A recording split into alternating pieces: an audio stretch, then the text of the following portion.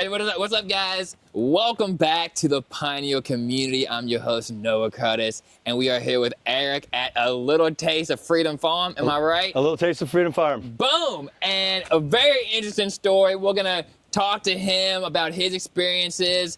He's a veteran, thank you very much. And also just kind of look at this farm. So, yeah. All right, hey guys, how you doing? I'm Eric. Nice to meet y'all. This is A Little Taste of Freedom Farm. Welcome.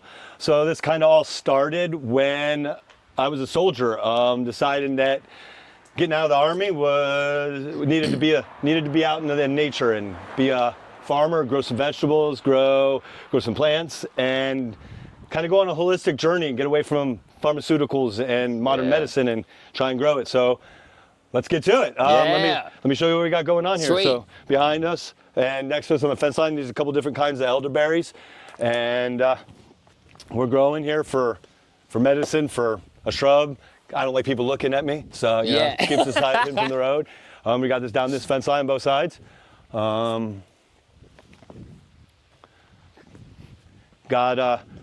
Building a huge culture bed here for future, probably flowers.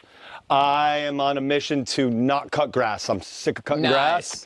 I don't want there to be grass in my front yard. I want there to be gardens, and I want there to be beds, and I want there to be plants that are medicinal and floral and food.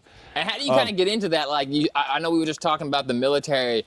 Was that kind of a reason why you got into the holistic, just trying to kind of give what did you do in the military for the people that kind of just like to get to know you better? If you can't, I don't know if you can talk. I was a combat engineer. My job in the military was to find and remove roadside bombs in Iraq. I spent 30 months of my life over there, August 05 to December of 06, August 08 to August 09, excuse me.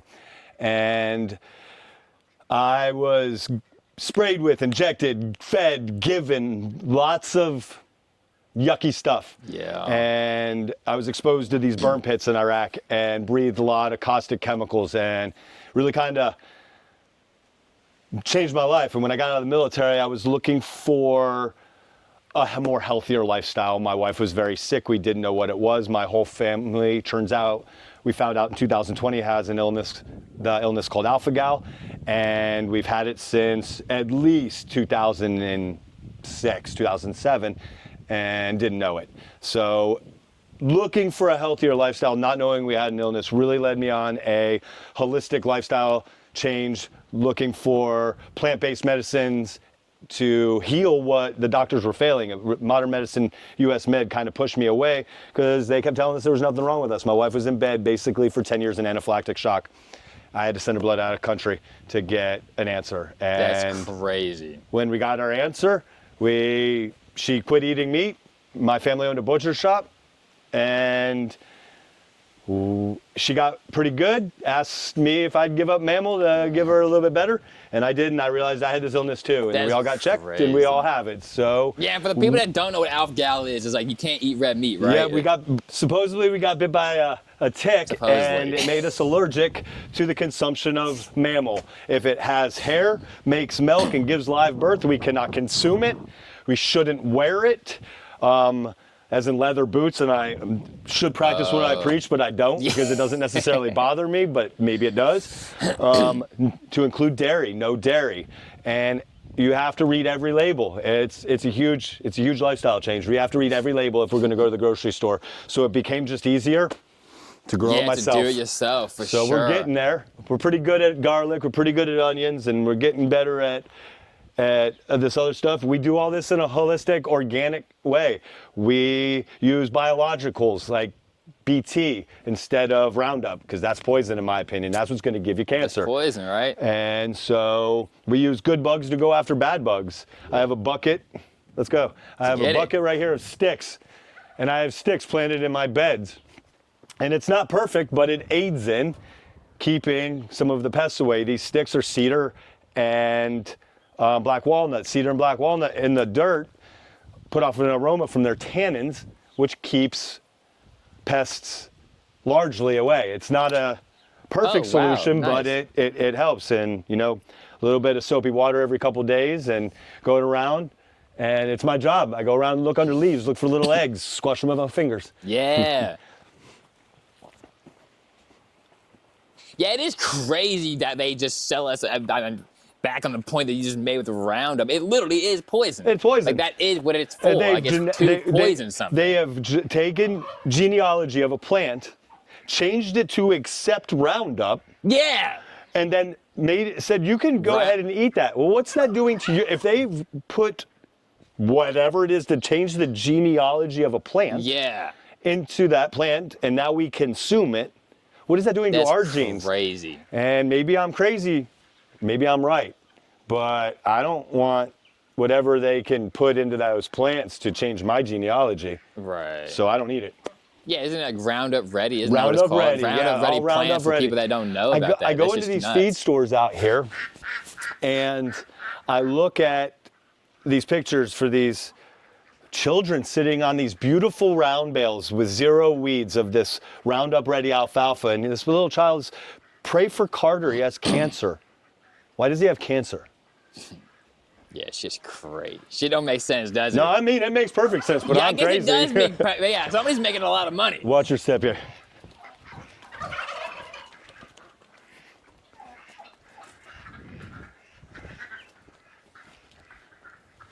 This is one of my favorite spots on my farm. This is my peace, this is my tranquility, this is my happy.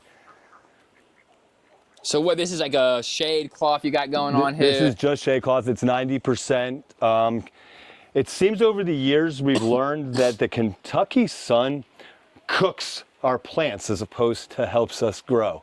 So I've been looking for options and to extend my growing season, as well as let me have open air without humidity and moisture. So we put the shade cloth up here. We've got 90% here. I have another shade house over there that's 60.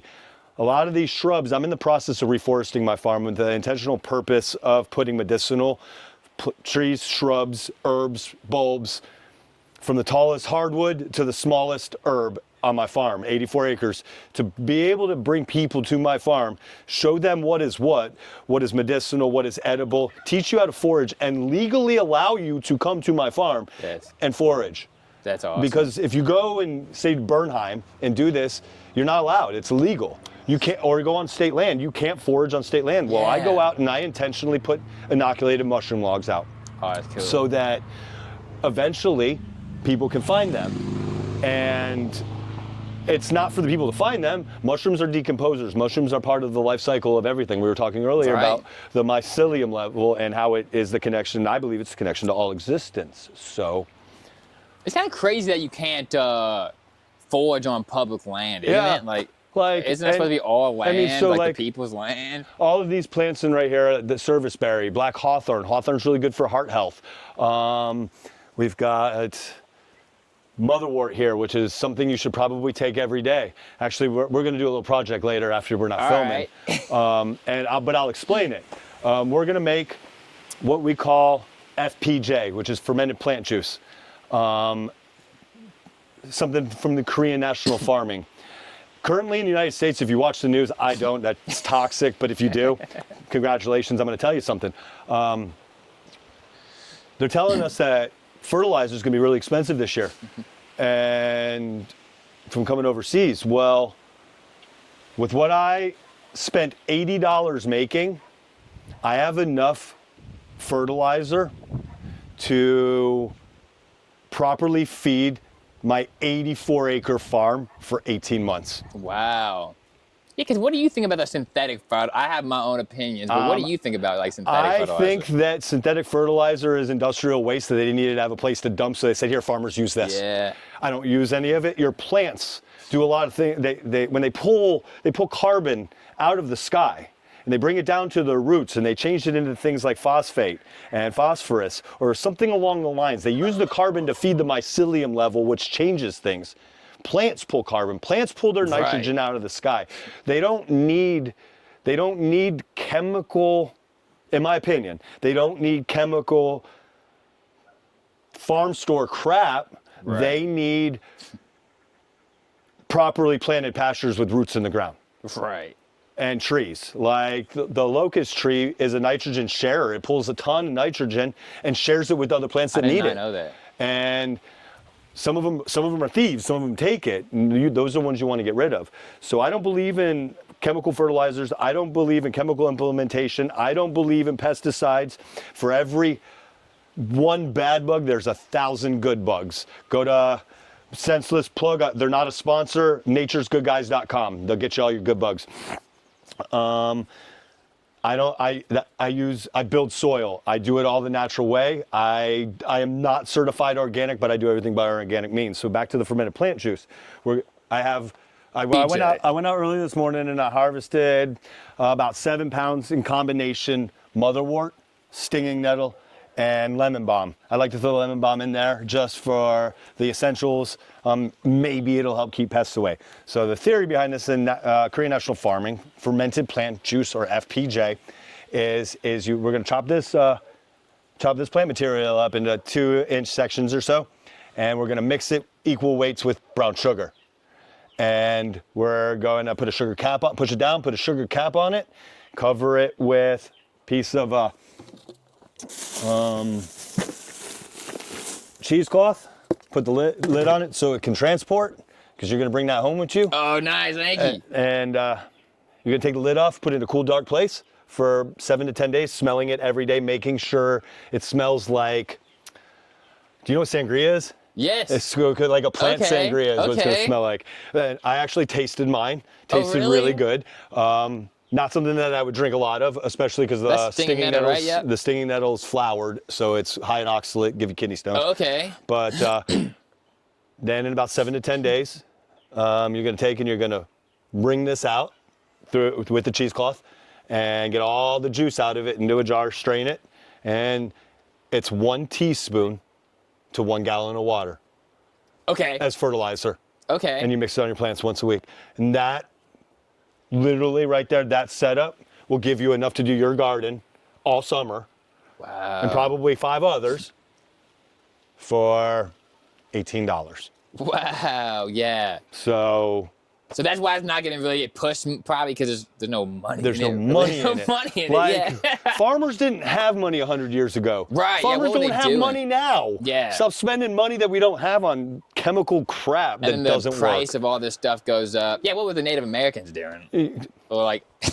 Back to the sticks that are in my garden, and the black walnut and the cedar. That's what they did, because that's what kept bugs away. My beds are lined with cedar logs. This is cedar mulch that's on the floor of my greenhouse.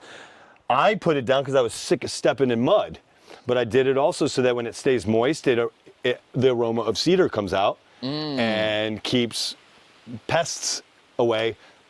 As an addition, without spraying pesticides, I use dish soap and water, and I spray it on my plants every couple of days. Okay. So, and then something else that I was getting ready to do today, I don't know if we'll have time, I'm building soil. And there's different components here.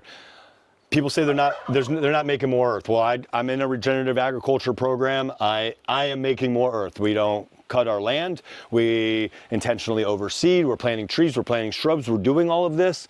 The annuals and the perennial grasses will rot on the property, making new soil every year. We used to be oversaturated in cattle. My daughter is an agricultural major at Kentucky State University, and she noticed that I was suffering from a large amount of erosion on my hilltops, and she said we needed to make a change. So we reduced the amount of cattle. We planted perennial grasses. We are planting trees and shrubs to help aid in the reduction of erosion, and we build our soil we're back to build soil for planting. So we've got P15, which is sphagnum moss and leaf litter and peat moss and a little bit of perlite and a bunch of good stuff. And then I've got a couple bags of composted garden or composted food waste, and get a bag of Black Bear. And again, not a sponsor, just I needed a bag of biochar, and that's what I found. All right. So I got a bag of biochar and earthworm castings, got a little bit of vermiculite, and we've got some organic cocoa chips with a bucket of FPJ diluted water, a couple gallons to soak the organic wood chips in to bring them back to life. And then we're gonna mix it all into soil so I have good uppotting and planting mix so that it feeds itself and I don't have to use much other than my fermented plant juice, and I shouldn't have to use much for the duration of what I'm doing. What I'm doing with this soil is, if you pan over here, I planted another tray of spinach and I just put the whole thing right here. And there's probably 500 plants in here. And when they come up, I'm gonna separate them out into 3-inch pots, and I'm gonna put them all through here so that with the shade house, I'll be able to grow them all summer. Right. And so I'll put them in the 3-inch pots, and I'll come out and I'll harvest a pot for dinner. Nice. The whole goal is to not have to go to the grocery store, not have to buy what I believe is poison food. I don't trust what they're putting on it. I don't trust what they're putting in it. And I want to grow my own, and I want to have an abundance and hopefully be able to share it down there at the barn. Yeah. So, one question I have with the juice, can you put it on seedlings? Or would you not? Like, I don't know. I don't think I would. I have been. How about that? Okay. I came down and I sprayed these down. Now this is just a 20 seed plant tray. The fenugreek's the only thing up, but I've been putting it on everything. I've been putting it on my garden. I've been putting it. I came over here and they're not necessarily seedlings, but they are sprouts and they've had it. Okay. So, and it doesn't burn like a chemical fertilizer would. I know, it's like, it's the good stuff. It's natural. Right. It's the way it should have been. It's like, I use fermented plant juice. I use a fish emulsion. Fish emulsion, there's a company called Alaska Fish Food. There's 2 different kinds. I use the one for veg, and I dilute it really good because it really stinks. We'll use the fermented plant juice, and that's what we use. And I tend to have a garden that produces in abundance with minimal pest damage. We plant in a way. Come, let's check this out. We plant in a way over here. Watch your step. Thank you. To help reduce bugs. So we got a cabbage planted next to onions with a marigold, planted with oregano and sage, and there's a lot of radish planted in here so that there is less so that the bugs, the aromas from all these other plants help Some like intercropping kind of a push the pests away, and like, as well as the cedar sticks are in there, and the black walnut sticks are in there, and that's all put in to hopefully let the cole crops grow. The radishes are in there as the trap crops to let the pests go eat the radishes, because we don't need the radish greens. I want the radishes. That's every 20 days, and let them eat the radish greens, and I can keep feeding the garden radish seeds, and they'll keep regrowing and keep being the trap crop. We use blue Hubbard squash as the trap crop for all other squash because vine borers are a problem. Well, if you put blue Hubbard squash at the front, in between it intermittently, they're drawn. That's the favorite food of the pest. So they'll go to that and let your zucchini and your squash grow without problem. So for the new gardeners that don't know what a trap crop means, it just basically you're planting something because you want the pest to go to that instead of the crop you want, right? I'm planting pest food. Okay. I'm planting pest food because if I give them their preferred meal, they leave mine alone. Right. And I don't have to spray chemicals on mine. Yep. I use good bugs. I use companion planting. I use trap crops to hopefully make for a more abundant garden. And it's not bulletproof. It takes time, it takes effort. You're out here checking under leaves and looking for eggs. And when you find them, you're squishing them. And you're coming to, here's some right here. So I'm gonna squish those up. They're not gonna hatch. And as the season progresses, I'll put the BT on it. It's a biological. And as the season progresses, I will hit them with soapy water every couple of days. Soapy water kills on contact and then goes inert. That's all it does. Oh, really? So, can of beer in your garden will attract all your slugs. and your slugs I've will eat the heard beer that. instead of the crops. It's another one good to know. We got some cucumbers, bush cucumbers. And if you look again in all my beds, you may see mushrooms growing. It's because I use mushroom compost that I don't kill the mycelium, because I believe mycelium is good for the network of the roots.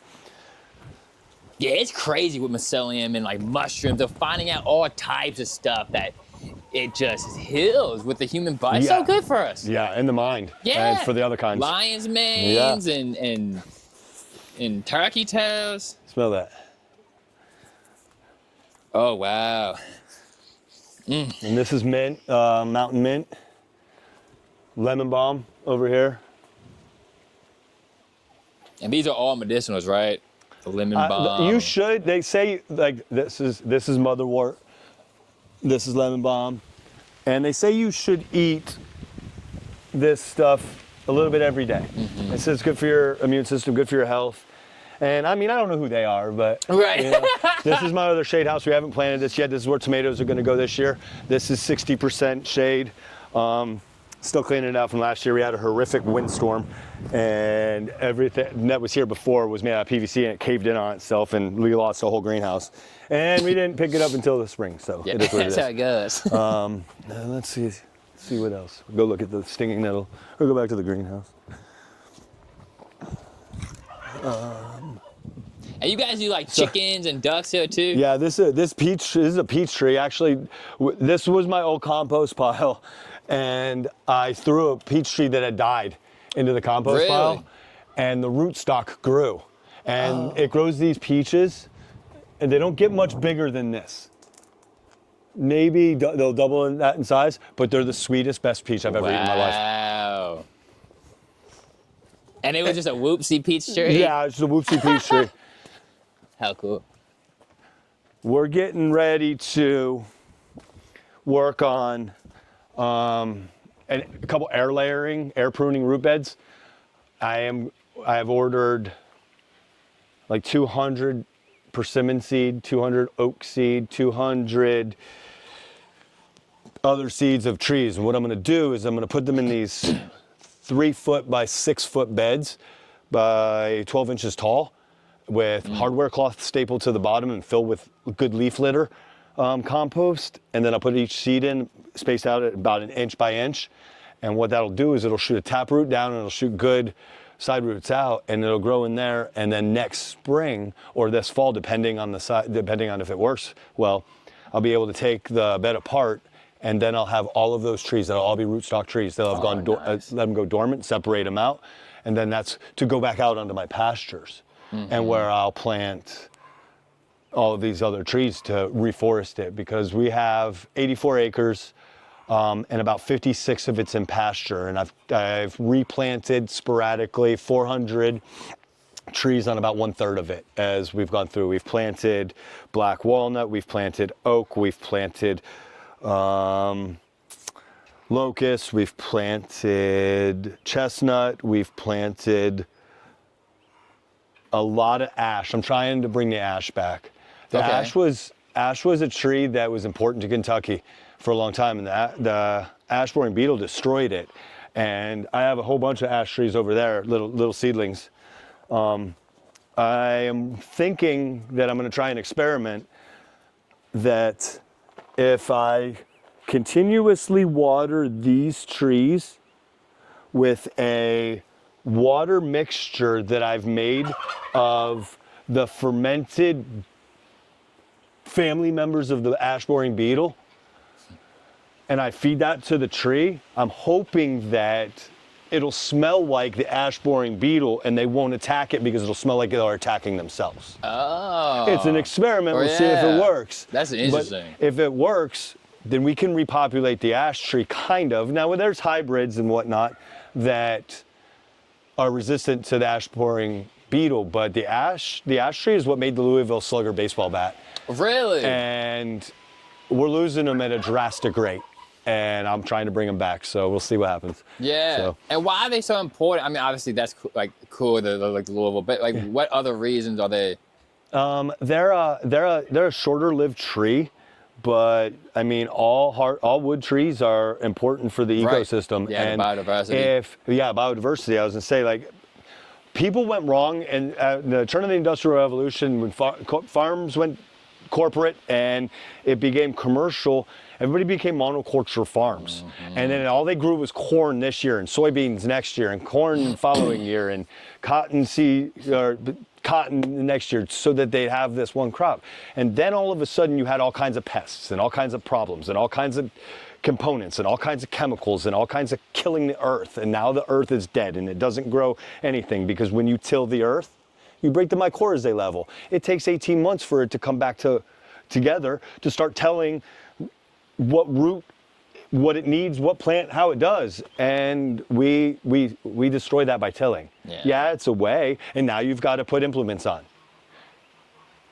Yeah. I don't see the value in it. We go up. We make hugelculture beds. We make lasagna style gardening. I will take all of my weeds and I'll let them grow, and I'll make big piles. And then I'll cover them with mulch. And then I'll cover them with food waste. And then I'll cover them with some topsoil.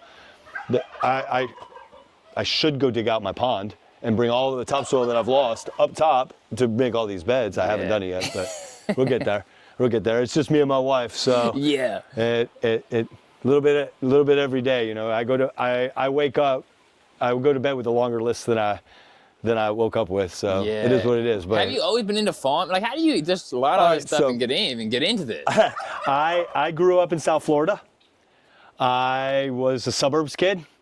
My family was not rich, but was not poor. Upper middle class. And I thought chicken came from the grocery store.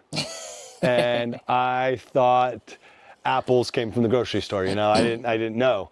I mean, it wasn't a food desert. You know, we had food, but we didn't. My mom grew some roses. We never grew any food.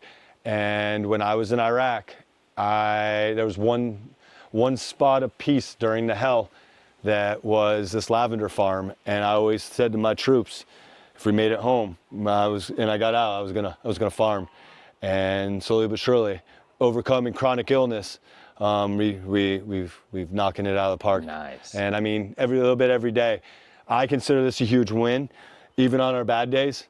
They're good days. This is a happy place. You know, even on a bad day, it's a good day. It's good for the soul. Yeah, man. I mean, it's so good for you. Some days it's hard to get going. Some days it's hard to stay motivated. And some days, but I look around and I'm like, look, I got this. And I mean, like, we're just houseplants, a little bit more complicated in motion. Yeah. So. Do you want to talk about like the poultry at all, or the chickens, the turkeys? Being that I have this alpha-gal illness, we had 37 head of cattle, and we have 3 horses and a donkey, and I sold 30 beef, and bought turkeys and ducks and geese and emu. Unfortunately, the emu are a little bit tough. I haven't figured those out yet. So we currently have probably 100 brood stock turkeys on the farm. We put 150 turkey eggs in the incubator every week during hatching season of turkey eggs. We raise geese, we put their eggs in, and we raise all this for human consumption, for meat, because I can't eat beef or any mammal, but we can eat poultry. So we raise a ton of poultry for human consumption. And a lot of times we'll sell what we have extra, but I would prefer, hey, somebody come mow my yard, I'll give you a couple turkeys and a chicken processed, you know, because my lawnmower broke. I'd rather trade it. I'd rather have you come work out on my farm and give you some food and give you some plants and not have to give you money for it, because I think that we're almost at a point in this country and in this world that we're going to go back to barter and trade. And I think it's really important. And I think it's really important we have these connections. And I think it's really important for the human soul to have these connections. When you take money out of it, friendships blossom. I'm going to use that. That's a good one. And you're right. I just made that up on the spot. That's a good one. When you take money away, it takes the corruption out. It takes the hustle out. I was always a double-time human because I was a soldier, and it was like, beat feet, go, go, go, go. And there's something to be said about taking a step back and moving at a constant pace that I can maintain forever. And I don't need to make $1 million. I need to be able to pay the light bill. I need to be able to pay the water bill, and I need to be able to pay the farm bill. Yeah. And the rest of it, I'll trade it. You know, Yeah. I'll share it. Why not? Like, there's like, we sell our turkeys. A lot of times I'll sell the extras. Most of my community, if we go to our swaps, we go to these places, these farm animal sales. If I take my adult turkeys to the auction, I'm gonna get $225 for 3 birds, a tom and 2 hens, if they're laying. And if you catch me, you come to me and say, hey man, can I buy a tom and 2 hens? I'm gonna sell them to you for $100. Because I don't need to make $1 million. Right. I need to pay to feed the birds. Their food's expensive because it's a non-GMO, high protein feed. And I don't need to make $1 million. I need to keep things going. And so that's how we do. Like, I'd sure rather trade you the birds for you to come over, give me a hand in the garden and give me a couple packs of seeds. You know, something. You know, because keep food going. Keep food going. Food is family. Food is how, like, we always, me and my wife consider ourselves expert level chefs, and we would cook for our friends, and that's how we show our love, is with food. And it's even more because we grow it from seed. And when you grow your food from seed or egg,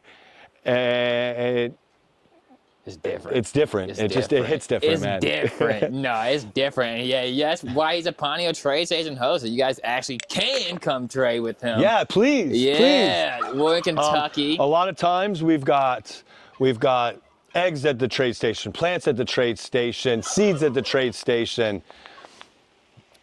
There's stuff there. So Cool. There's compost, there's soil amendments, there's chicken litter, after we build some of the soil, I can put some of that down there because I don't need all of it. Come out and try it. Let me know how it goes. And then where do people find you guys? There'll be FPJ on the stand. You can find us on Facebook from A Little Taste of Freedom Farms, and then on your you guys can check out the online map because they're an official host.